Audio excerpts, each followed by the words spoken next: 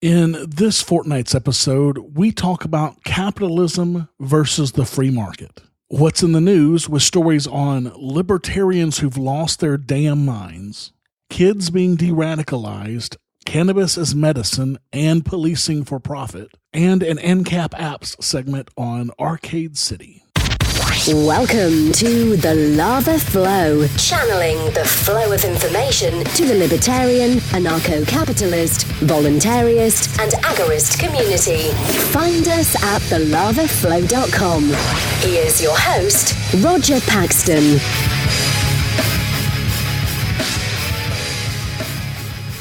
Thank you for joining me this week.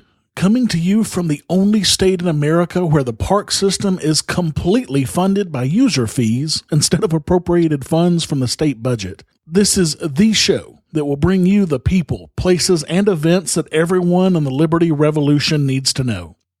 You can catch me on Twitter at the Lava Flow Pod. This is episode 33, the Radicals for the Free Market edition, and it's Tuesday, March 29th, 2016.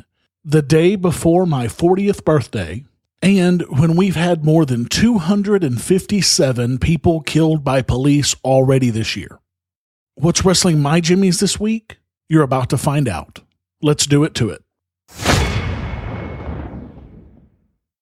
A few years ago, I used to call myself a radical for capitalism. I took the term from Ayn Rand in her book, Capitalism, the Unknown Ideal. But I haven't used that term in a while, and there's a very good reason that I stopped using it. I've still called myself a capitalist for some time, though, because I believed that it was true. But now I'm not so sure. It's hard to call myself a capitalist when everyone believes that we currently live in a capitalist society. I have for years told people that we don't really live in a true capitalist society. But do we? I believe that we do have capitalism currently today, which is one reason that I've chosen to stop calling myself a capitalist at all costs. Let me explain. Capitalism has a very simple definition. It is, according to Merriam-Webster, quote, a way of organizing an economy so that the things that are used to make and transport products, such as land, oil, factories, ships, etc., are owned by individual people and companies rather than by the government. Basically, the means of production are owned by private individuals or groups of individuals and not the government. Under that definition, we do currently live in a capitalist society. It may be crony capitalism, where there is heavy regulation and favorable government intervention based on close relationships between business people and government officials and politicians, but it is still capitalism based on the literal definition of the word, since the means of production are privately owned. No matter how much it sickens us, we have to admit that yes, we do live in a capitalist society. And as libertarians, we cannot call ourselves capitalists or radicals for capitalism because of the huge amount of regulation and cronyism in our current capitalist system. So this leaves us with being radicals for the free market or free marketeers. And now ignore the fact that that sounds an awful lot like Three Musketeers. And let's consider this for a minute. As Judge Andrew Napolitano said, quote, a free market operates under capitalist principles, but capitalism does not necessarily require, or as we know, even prefer, a truly free market. Now this fits with the definition of capitalism that we just talked about a few minutes ago. We do live in a capitalist society right now, where the means of production are owned by individuals rather than by the government. But we most certainly do not live in a free market society. What is a free market? Again, we turn to Merriam-Webster. It is, quote, an economic market or system in which prices are based on competition among private businesses and not controlled by a government. To put it simply, it's a system where everyone is freely able to buy or sell whatever goods and services that they want, whenever they want, with prices determined exclusively by supply and demand, without any government intervention. This is the model that we as libertarians want. This is the model we should all be touting as our ideal, not capitalism. As the judge said, while capitalism can survive without a free market cannot survive without capitalism. A free market does require private ownership of the means of production, but capitalism does allow for government intervention, the opposite of a free market. These terms are not fully interchangeable. Why is this important? It is important primarily because people understand that what we currently have is a capitalist system, and that it is a completely unfair system based on how much money politicians are given by lobbyists or whose buddy happens to be sitting in office right now. If libertarians continue going around saying that we want capitalism, then people will, rightly so, be confused and think that we are calling for more of what we already have. I don't care if you follow it up with the incorrect statement that we don't currently live in a true capitalist society. People will still not understand exactly what we mean. This is why using the correct term is so important. Crony capitalism has been with us for a very long time. In America, it started with Congress's very first act in 1789, with a tariff on foreign goods to protect influential business interests, and has only grown exponentially since then. We have basically never had a completely free market in the United States, except on gray and black markets in the form of agorism. And agorism is something that we all take part in, without even knowing it. If you have ever paid the neighbor kid in cash to come mow your yard or shovel your driveway or wash your car, then you have participated in the free market. If you've bought fruit or vegetables at a market stand, you've participated in agorism. Here in New Hampshire, we have very regular community market days in several cities around the state where goods are bought and sold completely outside of government interference.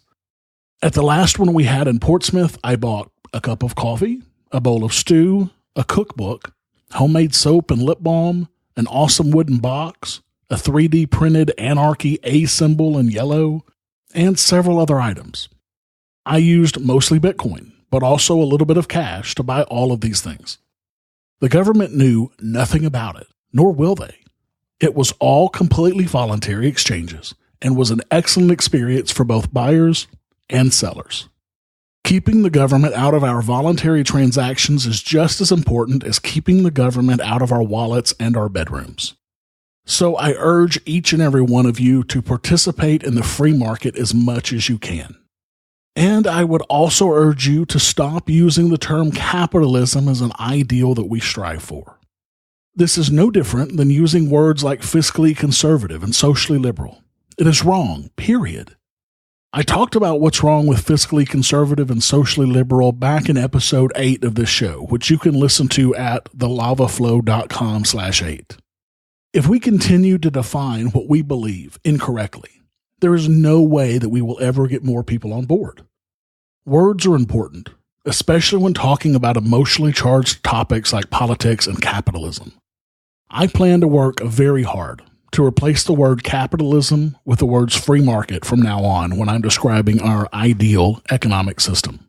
Have you subscribed to the Lava Flow on iTunes or any mobile device yet? Then what's wrong with you? Go to thelavaflow.com/subscribe so you don't miss a minute of the show. And while you're subscribing, make sure to leave me a 5-star rating and review the show to help others find our podcast. thelavaflow.com/subscribe. What's in the news? The news you need to know from a libertarian perspective. In Across the Pond news, a 4-year-old boy in England who mispronounced the word cucumber as cooker bomb was recommended for a deradicalization program. Not only did he have the gall to mispronounce the word cucumber, he also drew a stick figure of a man cutting that vegetable with a giant knife. God forbid! Now, this happened back in November, but the mother was so upset about this that she is just now coming forward about it. And who wouldn't be upset? You're told that your child should be deradicalized because of a drawing of a man cutting a vegetable and mispronouncing a word? Give me a fucking break. This is what happens in a zero-tolerance society. Logic and discernment go out the window, and you have children being suspended for drawing a cartoon bomb. And yes, that really happened. This shit has got to stop. Until it does, I beg you, for the sake of all that is holy and righteous, take your children out of government indoctrination centers.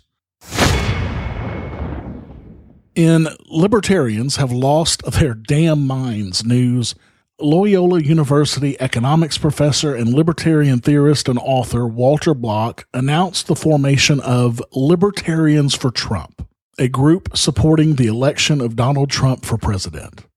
Block says he created the group to mobilize the, quote, massive support for Donald Trump within the libertarian community. I would love to see what this massive support for Trump from libertarians is.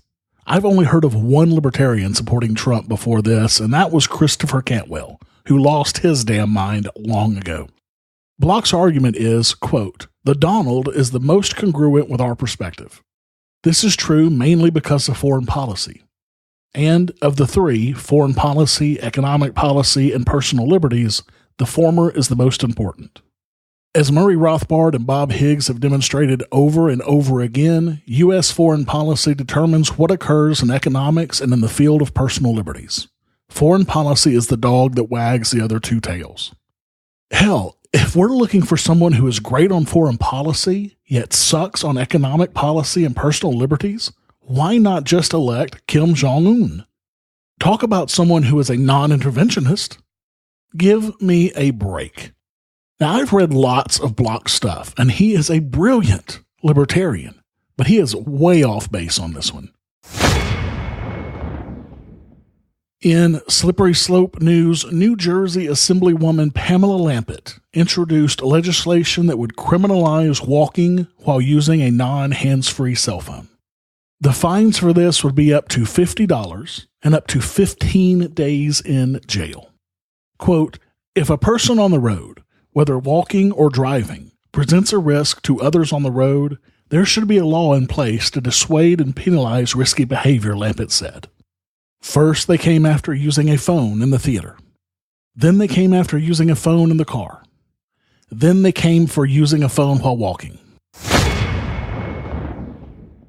In Getting Married Without Government news, the Alabama Senate passed a bill that would abolish marriage licenses in that state. If passed into law, this bill would essentially remove the state from the business of marriage completely. The bill reads, quote, all requirements to obtain a marriage license by the state of Alabama are hereby abolished and repealed. The requirement of a ceremony of marriage to solemnize that marriage is abolished. Senator Greg Albritton introduced the bill saying, quote, when you invite the state into those matters of personal or religious import, it creates difficulties. Go back long, long ago in a galaxy far, far away, early 20th century. If you go back and look and try to find marriage licenses for your grandparents or great-grandparents, you won't find it. What you will find instead is where people have come in and recorded when a marriage has occurred, end quote. Now, this bill would accomplish two things. First, it would effectively render void the edicts of federal judges that have overturned state laws defining marriage. The founding generations never envisioned unelected judges issuing ex cathedra pronouncements regarding the definition of social institutions like marriage, and the Constitution delegates the federal judiciary no authority to meddle in this issue. Constitutionally, marriage is an issue left to the state and to the people. Second, the bill would limit the state's role in defining and regulating marriage, ending the squabble between factions seeking to harness the power of the state. This would remove the burden from government officials torn between the legal requirements of their jobs and their personal religious convictions. Since the Supreme Court ruling on same-sex marriages, a number of Alabama probate judges have refused to issue marriage licenses due to their religious beliefs. By limiting the state's role in marriage, this bill would allow Alabamians to structure their personal relationships as they see fit, without interference from the government or from anyone else. Licenses are used as a way to stop people from doing things, said Michael Bolden of the 10th Amendment Center. Quote, my personal relationship should not be subject to government permission. Absolutely. I've said before on this show that if my state ever did this, I would divorce my wife, according to the state, and remarry her completely without the state. Anything that we can do to have less government in our lives, the better. In cannabis news, the U.S. Supreme Court refused to hear a case brought to it by the states of Oklahoma and Nebraska to stop Colorado's legal marijuana law. Oklahoma and Nebraska had asked the Supreme Court to hear a challenge to Colorado's marijuana legalization framework, saying that the state's legalization regime was causing marijuana to flow across the borders into their own states, creating law enforcement headaches. But by a 6-2 majority, the Supreme Court declined to hear the case without comment. Observers on both sides of the issue point out that the court's majority did not issue any explanation of their dismissal, which is standard practice in cases like this, apparently.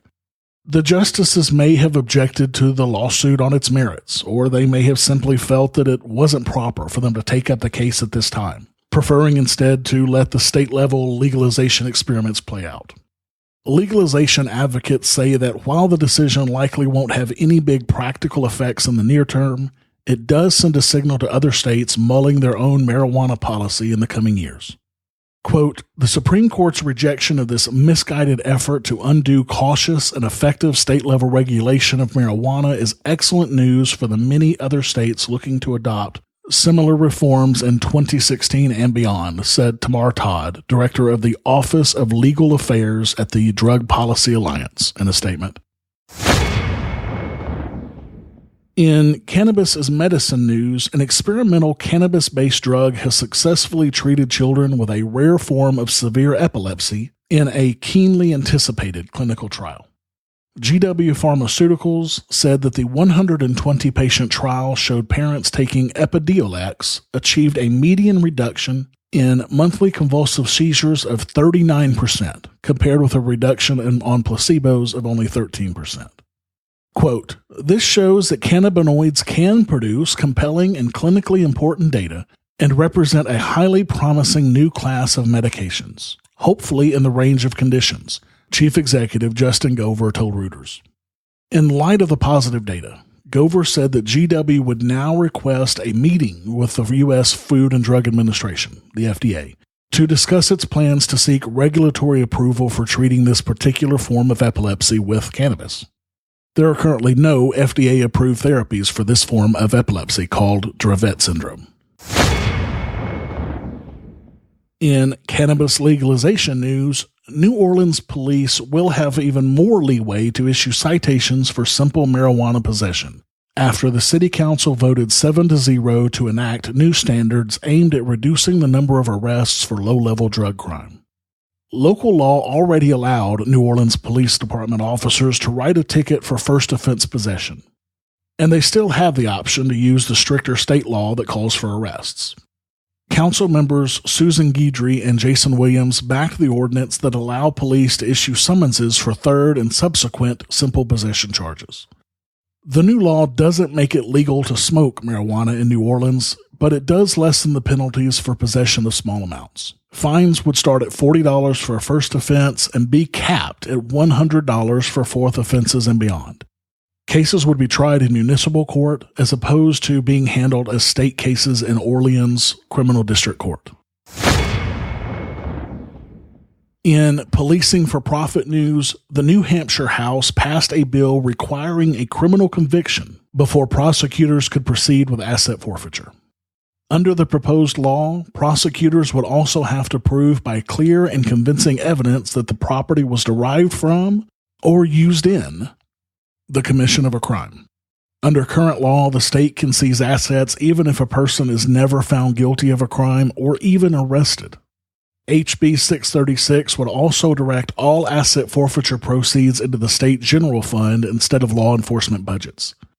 This would minimize the policing for profit incentives inherent in the current system. A loophole remains in HB 636 that would allow state and local law enforcement to pass off forfeiture cases to the feds, thereby bypassing more stringent state law.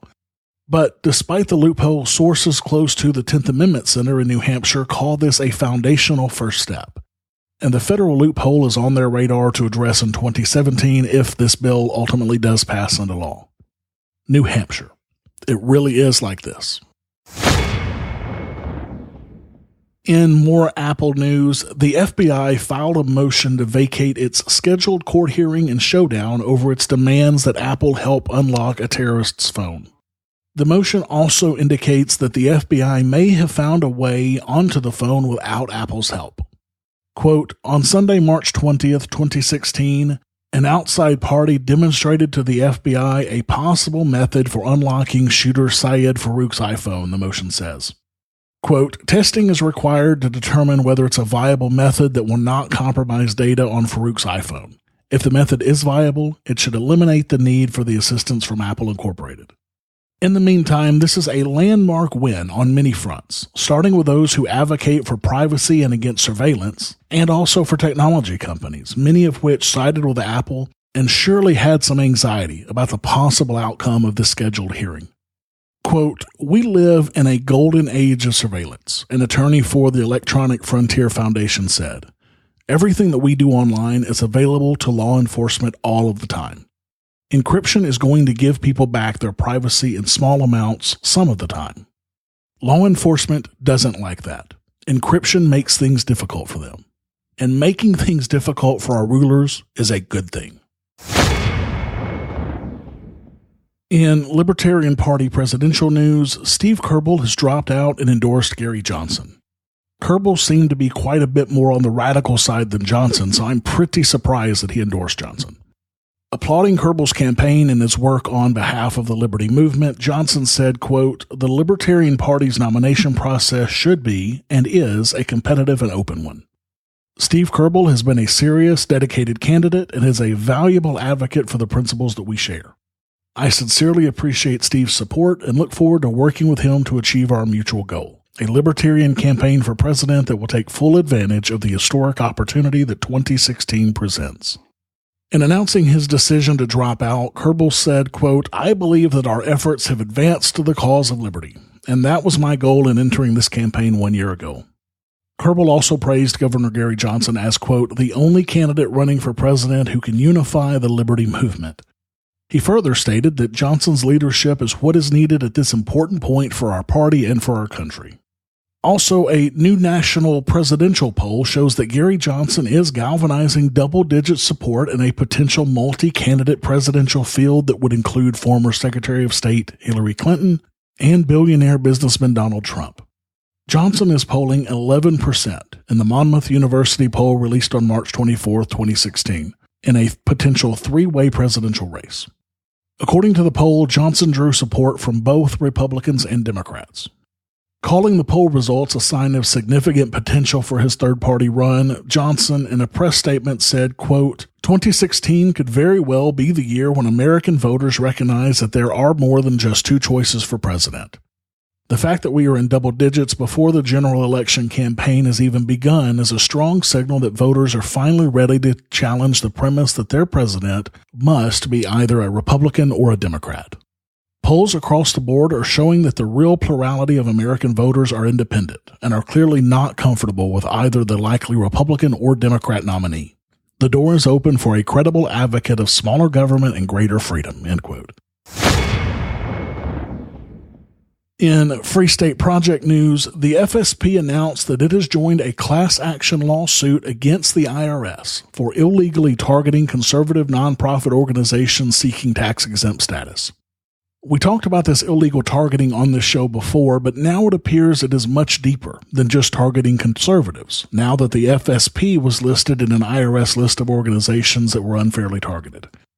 It appears that the IRS may have targeted anybody that they may have disagreed with. This list came about because the U.S. Court of Appeals forced the IRS to turn over its list. The IRS tried for almost a year to not have to comply with the court's order, but their last appeal was denied. U.S. District Judge Susan J. Dlott said that the IRS is, quote, just running around in circles and not answering the questions. My impression is the government probably did something wrong in this case. I question whether or not the Department of Justice is doing justice. Welcome to the club, District Judge. I will continue to follow up on this case and let you know of any developments. Exercise your free market muscles by going to thelavaflow.com/support and giving a per episode donation of as little as $1 an episode, or use Bitcoin. Get exclusive content, rewards, and help the Lava Flow become fiscally neutral while providing you more content. thelavaflow.com/support.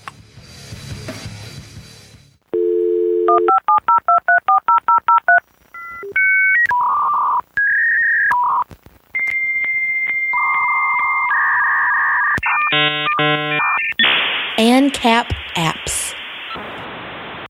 On this show, we've talked about Uber a couple of times. First, I did a How to Live a Lava Lifestyle in a State of Society segment way back in episode 3 on Uber and Lyft. I also did a What's Rustling My Jimmies on the free Uber campaign here in New Hampshire back in episode 24. Now it's time to talk Uber again, but in a different frame of mind. Back in January of this year, Uber cut its fares in more than 100 cities, also slashing compensation to its drivers by up to 45%. This left many Uber drivers scrambling to make ends meet on as low as $2.87 per hour in some cases. This caused many Uber drivers to rebel and caused the man behind the machine of free Uber in Portsmouth to fight back by competing.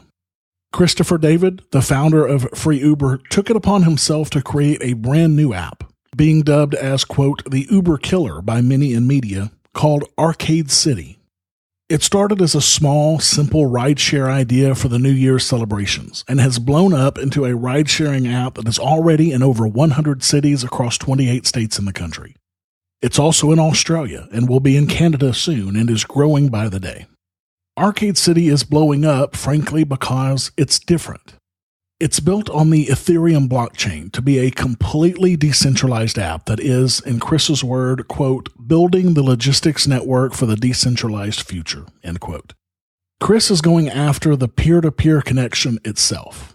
He wants to, quote, facilitate that connection, to facilitate that transaction, then get out of the way, kind of like a city, where peer-to-peer transactions are characterized not by friction, but by fun, with gamification and points and prizes. A fun city that is rewarding on many levels. That is Arcade City, end quote. When Chris set out to create this app, he expected to get a couple of hundred drivers to start. He ended up with more than 1,000 in the first week, and more than 3,000 in a matter of a few weeks. How did he do this? Because he promised them that they could keep 100% of the money for the rides that they give, and they can use the Arcade City app to facilitate the transaction and pay only 10% of the ride to Arcade City, much less than Uber and Lyft charge. But keep in mind, if the rider pays in cash, or if the driver has his own means of accepting credit cards or cryptocurrency, the driver keeps it all. Arcade City is also going to use the Ethereum blockchain to issue crypto equity to drivers, allowing them to own up to 100% of the company by 2020. That is certainly revolutionary. But what's even more revolutionary is the idea of this pay what it's worth model. Now, this is not mandatory for the drivers, as they're free to set their own rates and offer additional services like delivery or roadside assistance or anything else they can come up with. However, approximately half of current drivers give rides on a pay-what-you-think-is-fair basis. As Chris David said, quote, the Achilles heel of Uber and Lyft is their centralized management of pricing.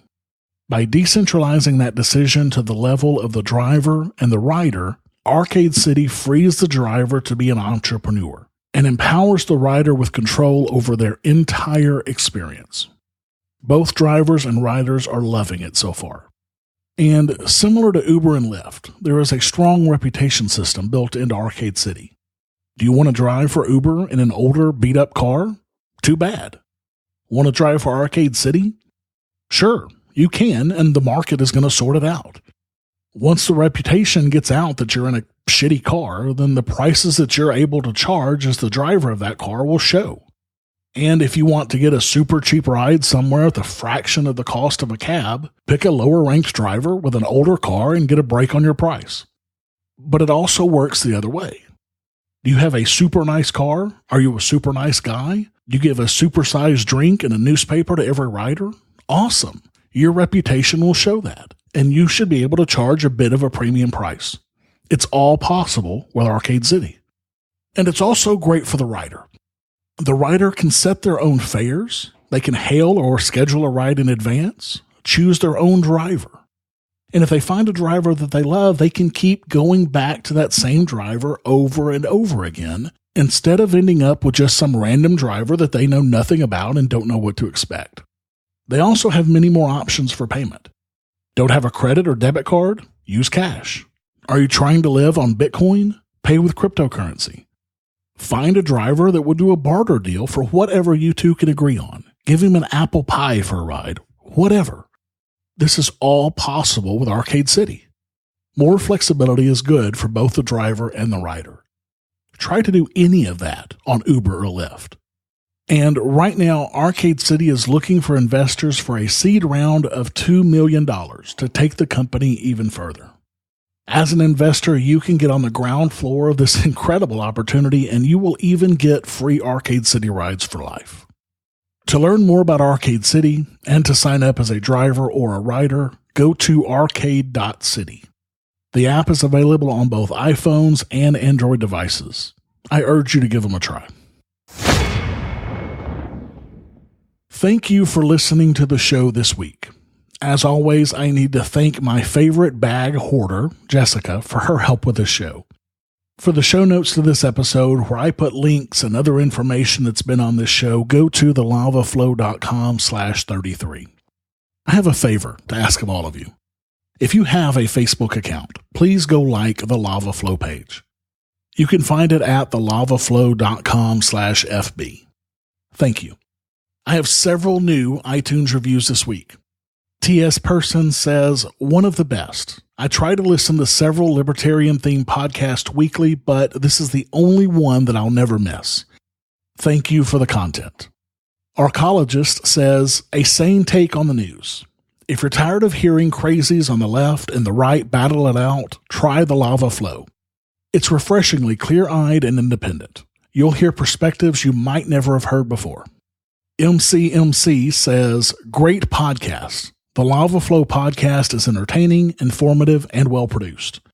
I listen to each episode as soon as it's released. Guys, thank you so much for all of these kind words. I cannot tell you how much I appreciate it. Now, if you haven't given me an iTunes review yet, it is your turn. iTunes steers people to this podcast based on the number of subscribers and the number of positive reviews. So every review that you give me helps this show. Go to thelavaflow.com/iTunes today to give me a rating and a review. I also have a new supporter this week. David pledged $2.50 using Federal Reserve notes through Patreon. Thank you so much, David. That's awesome. I had a supporter and friend ask me a question at one of the mini Liberty events that we have here in New Hampshire last week. He asked if I preferred supporters to use Patreon or Bitcoin. Honestly, if I had my choice, I would choose Bitcoin because there are no fees when you support the show using Bitcoin. Patreon is a business and, as such, has to charge a fee to stay in business, which I completely support. They charge 5% of the donations plus any credit card processing fees. So for my current patron supporters who pledge about $56 per episode right now, I get about $51 per episode after all of those fees. So if at all possible, I would prefer supporters to use Bitcoin, but I will always have my Patreon account up since most people have Federal Reserve notes. Please feel free to pledge using either. But if you have Bitcoin, I do prefer that. And if you, like David, want more of the Lava Flow, and to keep this show ad-free, exercise your free market muscles by going to thelavaflow.com/support and giving a per-episode donation of as little as $1 an episode using Federal Reserve notes through Patreon or Bitcoin through Coinbase. There are monthly costs associated with doing this show every week, and I need additional equipment to continue making the show better for you every single episode. I'm now at a total of $74.50 per episode. Wow. That's essentially 3/4 of the way towards my new goal. Thank you so much for your support. Until next time, keep striking the root. Thank you for listening to The Lava Flow at thelavaflow.com. Don't miss an episode. Subscribe now at thelavaflow.com/subscribe. This has been a Pax Libertas Productions podcast.